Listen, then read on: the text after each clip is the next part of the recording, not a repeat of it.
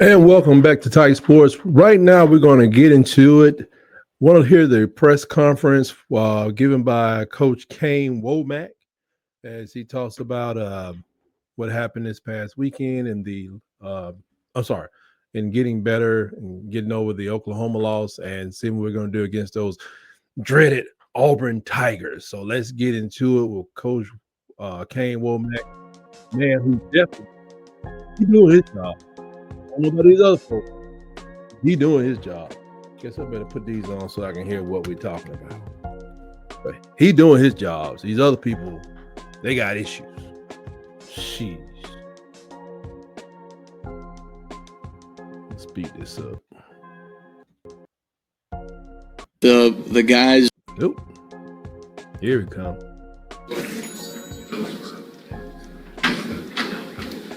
Introducing the baddest defensive coordinator in the lane. Coach make his opening statement. In my opinion. Okay, obviously, really proud of the guys from last week. Just from a standpoint of they were very locked in during the week of practice. Great preparation. Saw some younger guys take some strides and steps in the right direction, and felt like there were a number of guys that earned their way on the field, and we talked about that. We said, you have to earn your way on the field. It's not just given to you if we happen to get up in a game. You have to earn the right to go out there and represent our defense.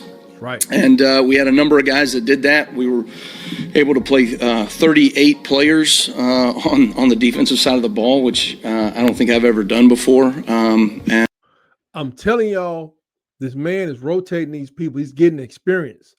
Like, that's how you go from having Quay Russo go out to having Yanzi Pierre come in, and like you don't miss a beat. And some people are saying that will Quay Russo be the starter coming back? I mean, Yanzi Pierre has been on a tear, and you got to put these people on the field. They're getting compensated. You got to put them on the field. I like it.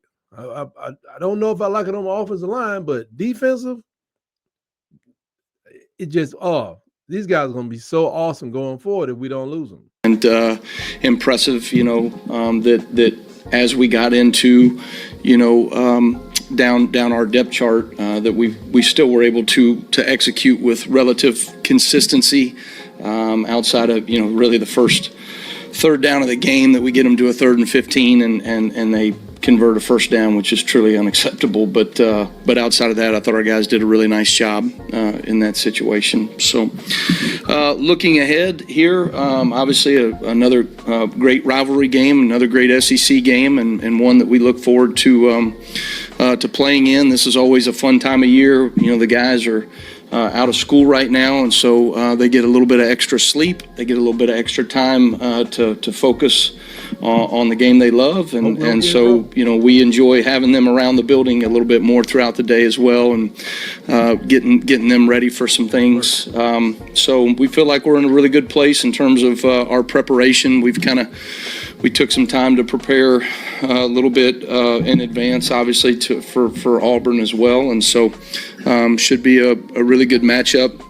A lot of great connections on that staff, as you guys know. My brother-in-law's there as a strength coach, and I think the world of Derek Nix, and glad that he's getting an opportunity to call it. I know he's waited a long time to do that. I've known him since I was probably 7-8 years old. Got great family ties. My sister actually was a surrogate for him and his wife, and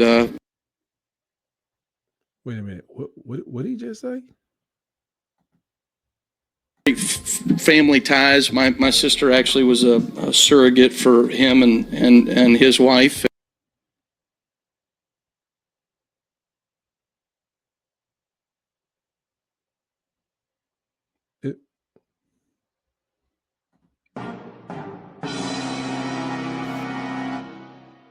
Wait a damn minute. I didn't know if that was something you're supposed to share, man. But this. Oh no. What? Man, wait a minute. What? Maybe I heard. Maybe family ties. My sister actually was a surrogate for him and his wife, and carried their daughter Ava, and so just really happy for Derek, and he's doing a great job. I mean, you can tell a noticeable difference in some of the things they're doing from an execution standpoint. I think they're playing within the framework of what their players can do. They're getting the ball to their playmakers, and they're creating some explosive plays both in the run and pass game. So, be a great challenge for us as always. But certainly we are very much looking forward to the game. Thanks, Coach. Let's start with the far left. Do it. Chase. We saw a little bit of Quay Rusaw for the first time in a while against EIU. Just give us any kind of an idea how close he is to 100% and how he's looked in practice. I think Quay's really taken steps in the right direction. I mean, it was great to get him out there on the field. He has pushed himself in practice, and it's paying off. And so he's just getting better and better day in and day out. We feel like, the steps that he took last week got him in position to go play. And then we just feel like that we can continue to add to his pitch count, as we go here in the season. So I feel like he's in a really good spot. Quay is a very physical presence. You think about some of the physicality that it's going to take for us to be successful on Saturday, and he's certainly a piece of the equation. Questions on the right. We'll start with Charlie. Just with Auburn's quarterbacks, what have you seen from Ashton Daniels, and how rare is it to kind of have film on all three quarterbacks going into a game like this? Yeah, I think Ashton has done a really nice job. Again, I think they've come up with a game plan that he can operate very efficiently in. Thought he did a really good job against Vanderbilt, taking care of the football, putting the ball in the right direction, working through his progression properly, and then certainly he does things from the run game, that cause challenges and issues for you. And really every quarterback does. I wouldn't say that they are drastically different no matter what quarterback comes in the game plan, and so sometimes you get a throwing quarterback or a runner or vice versa, whatever. They're relatively similar in what they're doing, and so we will anticipate the potential that we might see 2 or maybe 3 of them, but certainly from our standpoint, I don't think it's really going to change how we see them and how we view them from a game plan standpoint. He's preparing for all 3 quarterbacks. He's wise. He knows that I think Ashton Daniels is probably the better start, to be honest, because there was a reason that Deuce Knight didn't sling that ball around the yard against a Mercer. There was a reason for it. He didn't see it. If he didn't see it against Mercer, he's definitely not going to see pass opportunities against Alabama. If I was Auburn, I would think Ashton Daniels, you could tell him, hey, at this point, you need to run. If you don't see it in 3 seconds, you need to get what you can. You need to hit your check down. But Deuce Knight, I don't think he slung it around. I would expect SEC quarterback, even though starting real quality SEC quarterback against Mercer, to put up about 275 easy. I mean, you can always say, well, you take the run. But if you get used to it, you just don't stay in the pocket and you're always skedaddling out of there, that may not be a winning strategy against better defenses like Oklahoma, for instance, and not necessarily Alabama. But we will see. But he's preparing for all 3 because Coach Womack doesn't go into these games unprepared. All right, let's go to that next. Jackson, that was going to be my question if you anticipated multiple. So I'll just ask you what the challenges are of maybe game planning and watching extra film of several quarterbacks. Well, you certainly want to identify each of them, and are there things that one of them does that the other one does not? There you go. And there's certainly elements to, I thought Deuce had a really good game the other day. There's things maybe in the passing game that a young quarterback, they're not going to go maybe as farther down in some of the schematics that they're doing there. But at the same time, I mean, he did a really nice job of pulling the ball down. I mean, he ran all over the field there. When he got out in open field, he was able to, create the big explosive play. And I think rushed for 4 touchdowns, something like that. Yep. But for us, I mean, when you look at it structurally, I think they're doing the same thing. I think they have an identity of what they do and how they do it. And I don't think that changes with one quarterback to the next. But you certainly want to be mindful of what each quarterback does well. And, like anything, you try to identify those things and then you try to make a play left-handed, or in Ashton's case, right-handed. Right. So. Let's go to Joe in the middle of the room here. Told you, he been watching them. Coach, what do you see in the Idiosyncrasy. receiver combo of Eric Singleton and Cam Coleman? How do you think that their skills kind of complement one another and make it challenging for your secondary and just off the wall? What's your favorite Thanksgiving side? Yeah, I think Derek's doing a good job of getting those guys the ball. You notice an effort to get them the ball specifically in terms of their game plan and just in terms of their targets. And those guys are playmakers. I mean, they do a really nice job when the ball's in the air. They do a nice job in one-on-ones. They find creative ways to get them out in space.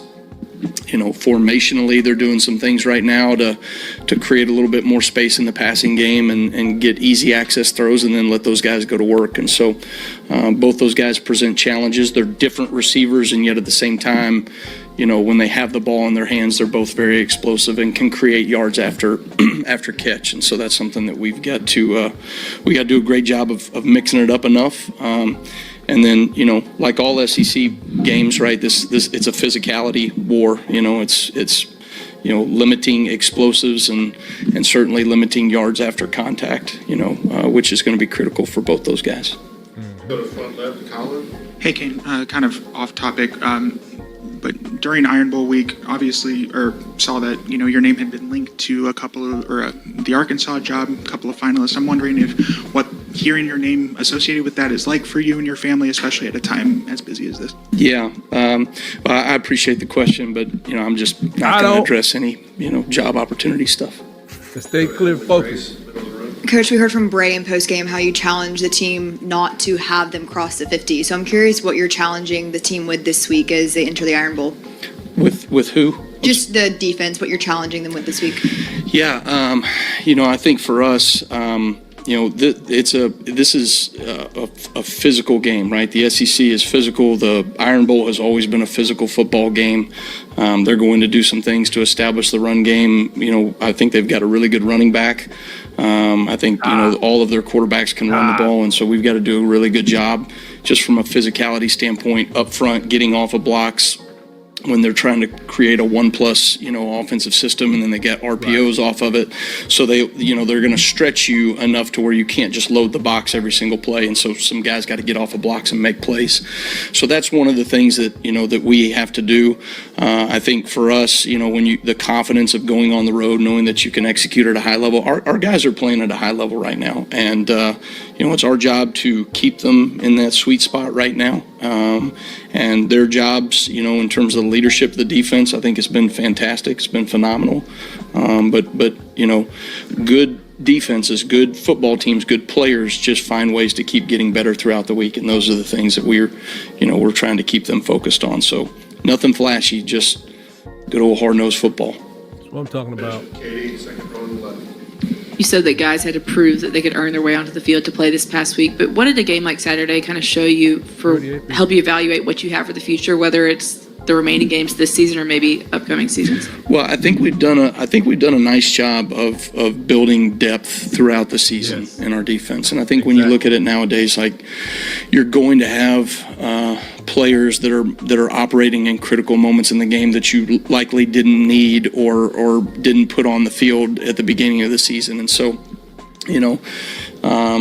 just you think about even a guy like Yanze Pierre. Yanze's been playing for us, but he's just continually gotten better. And then when we had injuries, he stepped up into a role that he's operating at a really, really high level. But there's a number of guys that you can point towards in our secondary and our linebacking core, and certainly up front in the defensive line. I think Freddie's done a really nice job in terms of the development of some of our young defensive linemen that are playing a lot more consistent than where they were at the beginning of the season. And so those are things that when you think about potentially playing more games than we've ever played in the history of Alabama football this season.